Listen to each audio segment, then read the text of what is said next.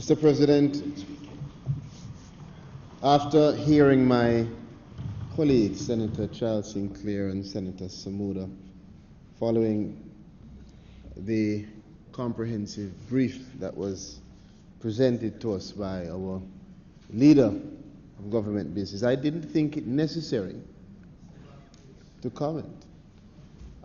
My submissions today, however, are required because of the questions that have been posed by Senator Knight and by comments made by Senator Lambert Brown. And I think it is important for us to ensure that the country and all Jamaicans watching us are clear as to the government's approach and do not ever have to digest only one side of this story. Mr. President, I, in my submission at a previous instance, made it very clear that I appreciate very easily the challenges that the opposition and opponents have with regards to the extension and even the initial introduction of the state of emergency. I expressed then my own concern for extraordinary measures being implemented on a society. It is always a concern. What I did highlight, and I highlight again, is that this bold decision made by the government is not a frivolous decision. It is a decision which the government knows would place its own self into detriment politically. Particularly, Mr. President, when you consider the history of previous states of emergencies that have been implemented in this country. No government would want to go down this road. No Prime Minister would want to be placed in the position to make that decision. And personally, Mr. President, as I was then State Minister in the Ministry of National Security, I don't need to remind this House why I myself would have great caution supporting a state of emergency. But as a government, Mr. President, we made a promise, a commitment to the people of Jamaica that our decisions would not be politically motivated, but would be based on developing this country in a sustainable way. And Mr. President,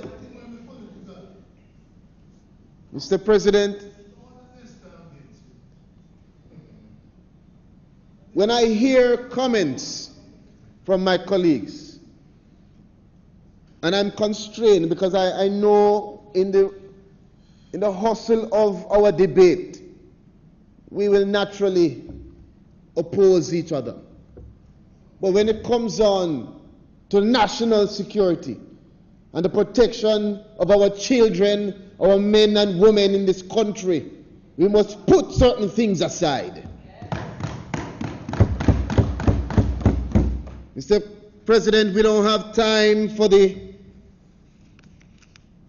frivolous and sometimes inflammatory commentary that only emboldens criminals and makes the security forces who have asked for this feel disrespected. Mr. President, when we look on where we are as a country, there is no doubt that we are in circumstances that require extraordinary measures. Unless it is that you consider the murders, rapes, shootings, and other incidents to be normal. And I believe I am safe in saying that no senator in this House wishes for Jamaica to have even one murder a year. Mr. President, if we are to examine where we are moving from chaos to order. We are moving from chaos to order. And we must understand, Mr. President, that within that space, along that journey, we are going to contend with a lot of inconvenience. We are going to contend with the reality that, yes, we don't know yet in Jamaica where each and every one of our citizens are. That is why, Mr. President, this cannot be seen in isolation of all of the other significant elements that have been introduced by this government to be able to plan and to be able to put forward for our future strategies that will not just see 1 year result, but strategies that will see us able to reduce crime in a sustainable way, moving it step by step in the right direction. Mr. President, when I hear my colleagues, I am concerned because I know that we all appreciate that it's not a simple situation we are in. When we refer to the freedom of movement, Mr. President, and the restriction of freedom of movement to all, Mr. President, the persons, the residents, the community members in the communities where the state of emergency is instituted understand well the balance between their inconvenience and their life. And they have made a very, very clear statement to the country. We prefer our life. We prefer to have another day to live with our children and our wives and our husbands. That is what they're saying. Yes. And the government has said to them in response, we also appreciate and acknowledge that you must be treated with respect. So it's not a matter of saying security and no convenience. It's a matter of saying your security is more important, but we're going to respect you, and we're going to give you professional service, and we're going to give you a tribunal to ensure that if there is any one individual that carries out an act which is not reasonable, that there is always something in place to respect you. We're going to make sure that there's an allocation of more than ever before in the history of our country since independence, so that we can put in place the resources to ensure that while we implement these extraordinary measures, we try as best that we don't trample your convenience. But in all of this, Mr. President, the people have spoken and the government has responded in acknowledging that we have to move towards law and order. And in doing that, in a country where we have so many murders, Jamaica is known as one of the countries across the world with the highest violence. It is as if what I'm listening is like we're fooling ourselves. This is not a bed of roses. When the police officers speak to me one-on-one and say, Mr. Charles, when I have to peek my head around the corner, I hear an AK lick. When a citizen says to us, it's the first time since I have been born that I have ever slept with my window open. And this is a reality. This is not a joke. This is a reality. Again, unlike many persons, I said it before. All my colleagues will remember. I made an invitation I said, join me on the ground. Let us go from door to door, gate to gate, and ask the questions. Hear the comments. Get the hugs. Yes, yes, people will say, my son has been detained. But the same son will come out and say, I was detained for a while, and the reality is, it was inconvenient, but I am home and I am alive. And I am not in fear of being killed tomorrow. Mr. President, you know, my good friend,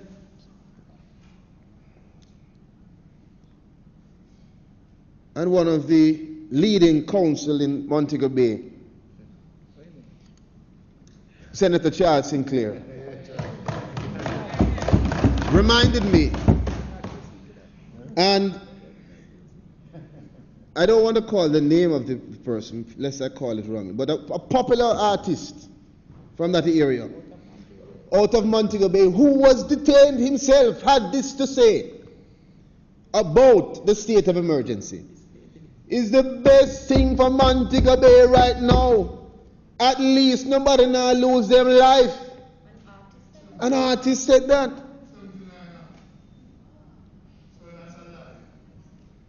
The place well locked down early, but we can't complain because the violence is less, and that is the greatest thing. And the violence can get lesser too. Mr. President, we appreciate that there is inconvenience, but the people have spoken. When I hear my colleagues get up and act as if we are walking through some kind of bed of roses, I am concerned. Am I in the same Jamaica? Am I turning on the same news? Am I reading the same statistics? Are we all considering the gravity of the impact of a murder on a daughter and a son?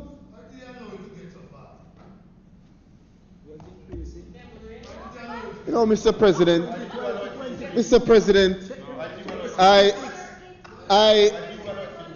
I made an oath to myself that I would try my best to present unity when it comes on to national security. But I must tell you, it becomes more difficult when I hear utterances from my colleague like, why did you make it reach there? We could go back to the statistics. We could...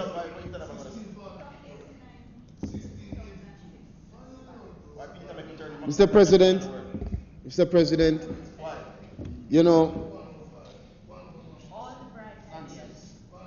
I don't want to turn my submissions into a retort and going back into a historical perspective of the crime and the violence. I think that my colleagues before me have done a significant job in that regard. But I tell you this, that the young people and the Jamaicans who are watching us right now are holding us to account for every utterance that we make. They are not fools. They understand well that the government is in an uncomfortable position. Do you think we would rather not spend that money on more construction if it would be possible? But the reality, Mr. President, is that the movement to introduce these enhanced security measures is a part and parcel of the government's strategic plan to grow the country. When you have a murder, it impacts not only the loss of life, the psychological, the emotional, the impact on the families, the investors, the diaspora who look on in fear. Mr. President, when the diaspora who I am interacting with now speak to myself and to Minister of Foreign Affairs, the Honorable Kamina Johnson-Smith, they say to us We are moving home. We are looking towards Jamaica for investment because we see the government taking sensible decisions and we see the results. When they look on the fact that there's been a 67% reduction in murder, a 53% reduction in shooting in this area, they are not looking on it with orange or green eyes. They are looking on it with clear Jamaican eyes. And they're very happy to see that as a country, we have made hard decisions. Because for a long time, Mr. President, our problem has been that we don't make the decisions that move our country forward because they hold us back politically. Governments are scared to take positions because the positions that they take may have some kind of detriment on their ability to retain power. That's the reality. And when one government is doing something that makes sense, it becomes now the obligation of the opposition to find any way to chop it down, even if they agree with it. Both sides. Both sides. Both sides. I'm talking openly and honestly. Mr. President, what happens in this country and in this house is that we say we support you, but we do everything to make sure that the support is so whittled and so deteriorated, in my view.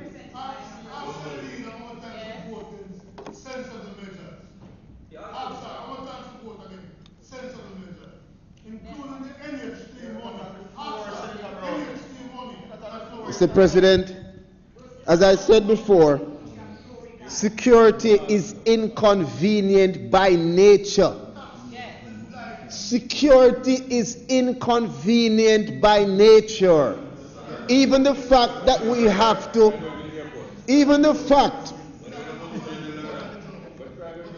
Mr. President, whenever I speak, there's a lot of rumbling because I make people clearly uncomfortable. And I don't know if I'm hearing my colleagues. Well, I said, I'm speaking directly to you, Mr. President, and I find that I wouldn't want to be. Well, I tell you, on the point of distraction, while I heard my colleague, again, lead counsel from Montego Bay, Senator Charles Sinclair, speak about a comment made by former Prime Minister about, what was it? Sucking salt through a wooden spoon? I Googled it to confirm. And I tell you something. Shock and dismay at some of the commentary of citizens who were disgusted, who defined it as an effort to distract. And Mr. President, the reality is that this is what is happening to us. As we move in the right direction, there is always going to be an effort to distract, and we must do what I am doing now. Speak louder than those that are trying to distract us. Keep our eyes on the prize and move Jamaica from poverty to prosperity. That is what we must do. If they want to talk, we talk louder. If they want to distract, we keep ourselves focused. That is what we have to do. Because the people in St. James have spoken. They continue to say it. We are safer. We are safer now. And let us remember, when we attack the effort to extend the state of emergency, you're not attacking Andrew Holness. You're not attacking Pearnel Charles Jr. You're attacking the JCF and the JDF and community members, because they are the persons who have said to us, the experts who have analyzed the scenario and advised the most Honorable Andrew Michael Holness, the chairman of the National Security Council, that this is the best step to keep Jamaica safe. So don't feel you're attacking me and attacking Senator Corinthia Morrison. You're attacking the JCF and JDF. I never forget when Senator Morrison spoke about the extension in Spanish Town. It's like the words etched in my brain. Don't they deserve it? Don't they deserve the best? Don't they deserve every single police and soldier that is out there? What if it was your home? Mr. President, as I was saying when I was distracted, security is inconvenient by nature.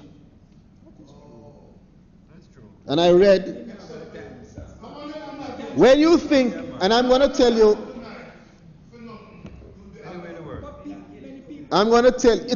let's take a gated community, as Senator Crawford is saying. When you think about the spaces that we live in, I need a gavel. I need a gavel. What is going on when minister talking? What's happening? You're a teacher. Tell a student to be quiet. Mr. President, as I said for the third time, security is inconvenient by nature. And as Senator Crawford said, when you take even a gated community, because that wasn't security, that was abuse. That is abuse. I'm glad you bring it up. You're really brave to come bring up that. You're really brave to come bring up 1976. You're really brave to bring up the abuse of the people in Jamaica, unwarranted lockup. You haven't even said apologize for the state of emergency yet. You and the government of 1976 must apologize. You're brave. Don't get me started in there. You shouldn't get me started in there. As I say for the fourth time, security is inconvenient by nature.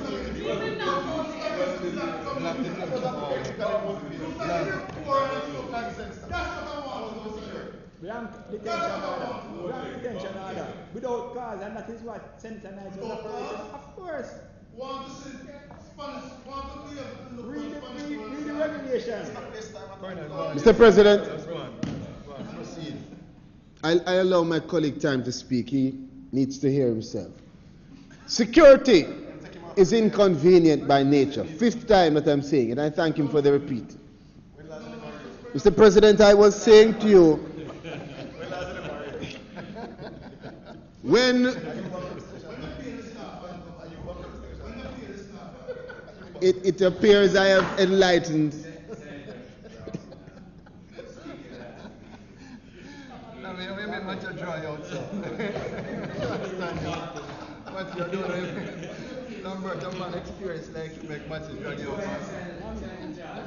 yes.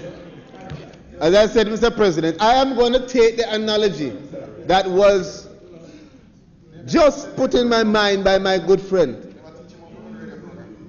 And, you know, when you take even the security gate at your gated apartment, it would, at Senator Brown's gated apartment, it would be convenient if you never had no gate, wouldn't it? And you could just drive in.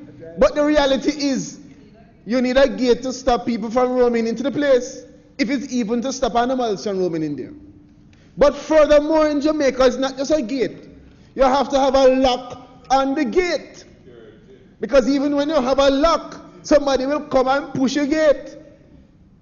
And even when you have a gate and you have a lock on the gate, you have to have a security by the gate that has a lock.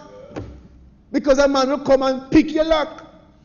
And all when you have a gate and a lock and a security by the gate with the lock, you have to have cameras to watch the security so him don't pick your lock and let in a man. Mr. President, this is the scenario we are in. We are not in a circumstance where we can afford ourselves to just go along like everything is normal.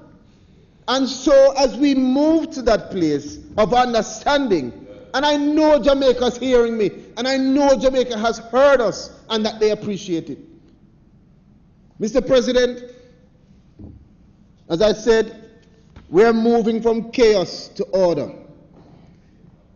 And as we do so, we look even on what Senator Knight has said in relation to locking up. Matter of fact, the word that has been used is scraping up without cause. What can, if you could never have a more inflammatory, and he repeated it from Senator Brown. Yes. What an inflammatory way of designating what our professional security forces has been attempting to do in this country. Disrespect. I find it to be completely disrespectful. Don't worry where my head going. Don't worry about my head. Worry about Skeffrey head. Don't refer to my head. Mr. President,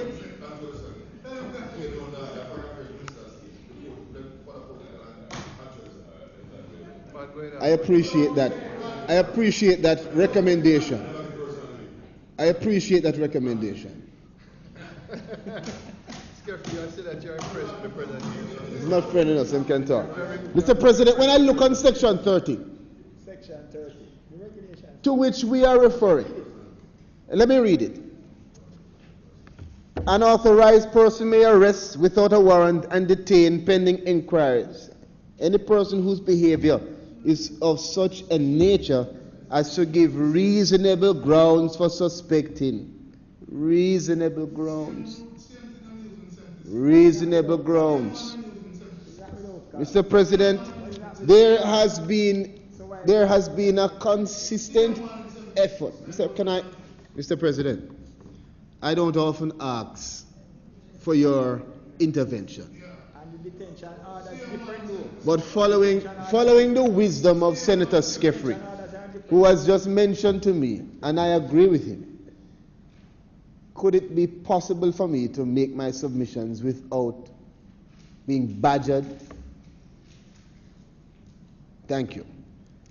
As we refer to Section 30, what it says when you read it is that it is unfair to suggest that the regulations or the legislation or the actions are such that it is scraping up people without cause. Matter of fact, when the essential part of it, Senator Crawford, is of such a nature as to give reasonable grounds. Reasonable grounds. Now, I don't think that any of us would say that you don't have a circumstance or cannot have a circumstance where somebody acts outside of those reasonable grounds. That will happen. And I think that is why it contemplates that if there is such an individual that carries out an action that cannot be properly defined as within the section, then once the person goes to the police station, you have a superior officer who would be the first point of contact and review. And in addition to that, as was made clear by my colleague, you have a tribunal that has been put in place to have further access to review of the circumstances. Not to mention that it does not eliminate the person's ability to utilize the habeas corpus application. So what I have defined right there, Mr. President, is 3 circumstances where someone can avail themselves of review of the interpretation of the legislation. So for us to posit, opine, or to make any articulation or say that there is scraping up of 1,000 people without cause can be nothing but misleading. And it must be clarified. Mr. President, if we make those comments, those unjustified utterances, and the police and soldiers who are out there sweating The same police who Senator Crawford will soon get up and say need more pay. The same police who Senator Crawford will soon get up and say need more, they shouldn't be out there so long. The same police who Senator Crawford going to get up and say he wants to help. And they're making those comments about them. You don't have to talk again. You don't have to talk again. Mr. President, I want to... Really?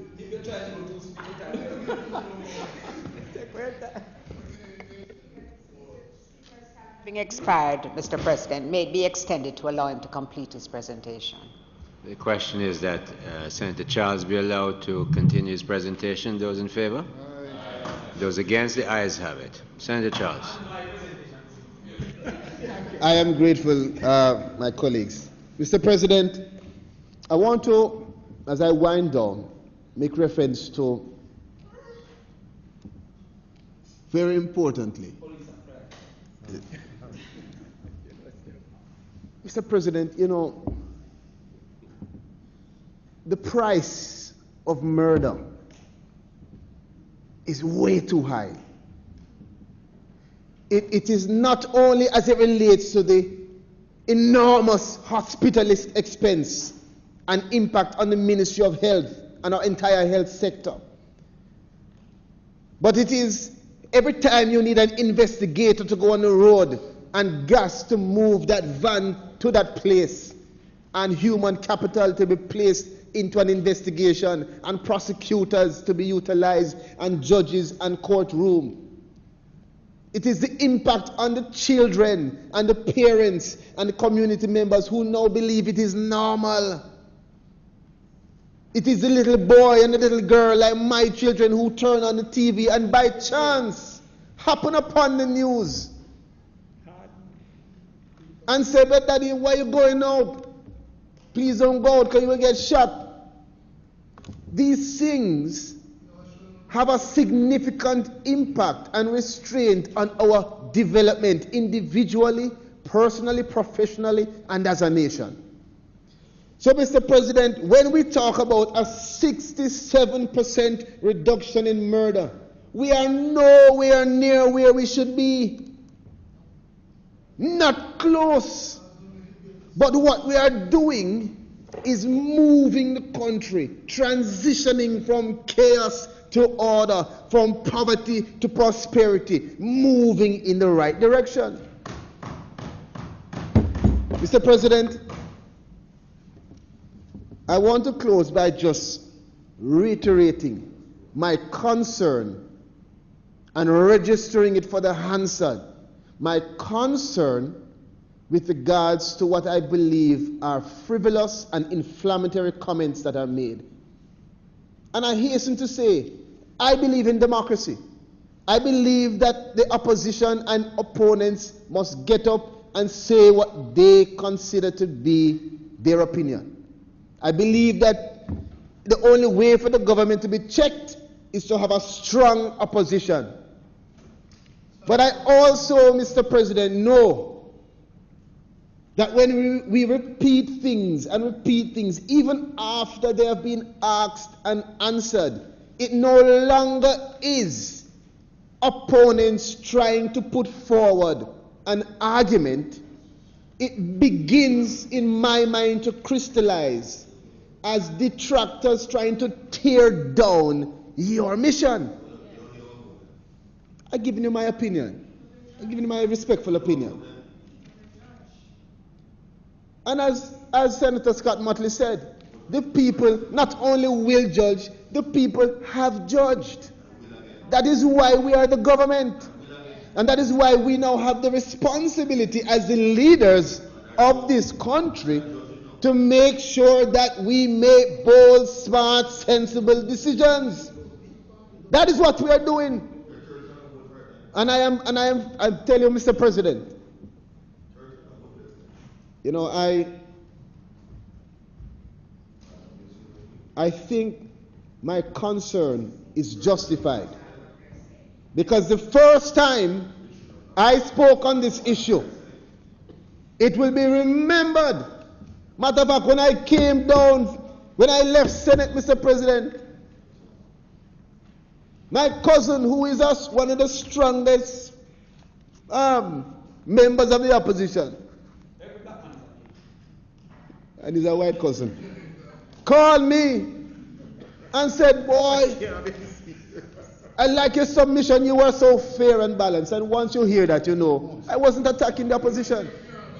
I wasn't attacking the position.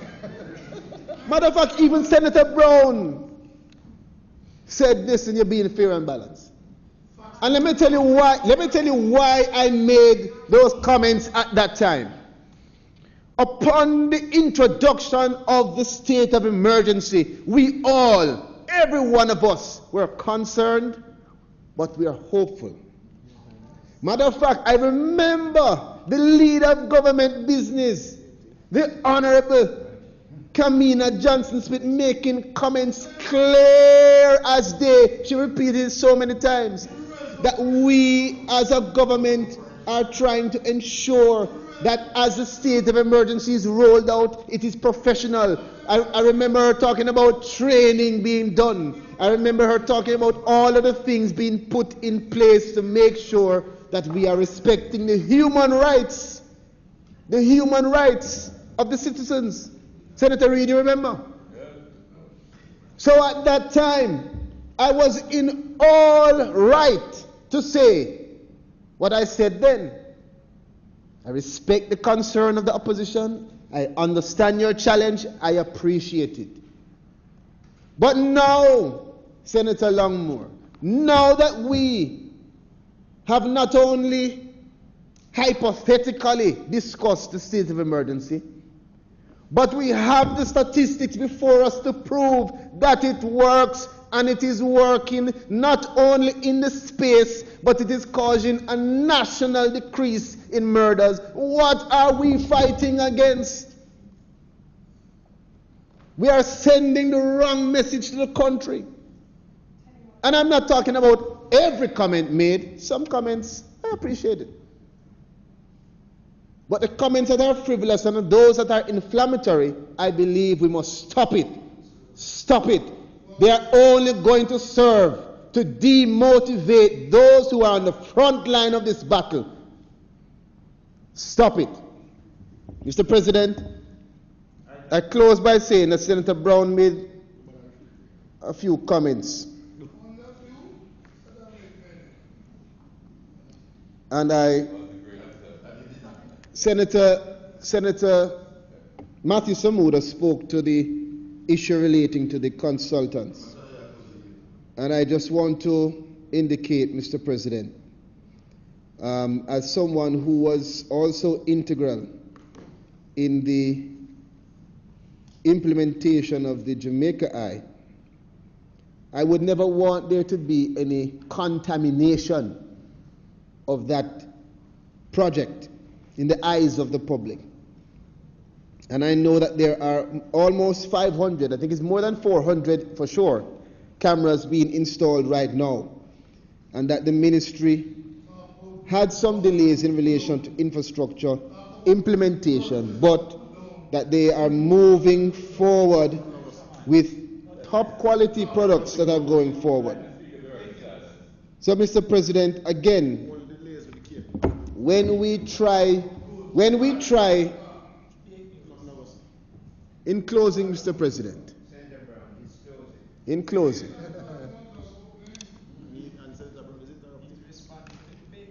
when we put forward statements in this upper house, and I say upper house, I distinguish it because the history of the Senate has been one, whereas a review chamber, our utterances, our submissions, our analysis and review is always to be seen as more distinct. And when we make certain comments, it impacts the capacity and ability for the civil servants who work in the Ministry of National Security to continue to serve well. You're not attacking the government. We're not in high school throwing words after each other and the cleaning windows. We are leaders of Jamaica with a responsibility. And I hasten again to say, in relation to those inflammatory and frivolous comments, stop it.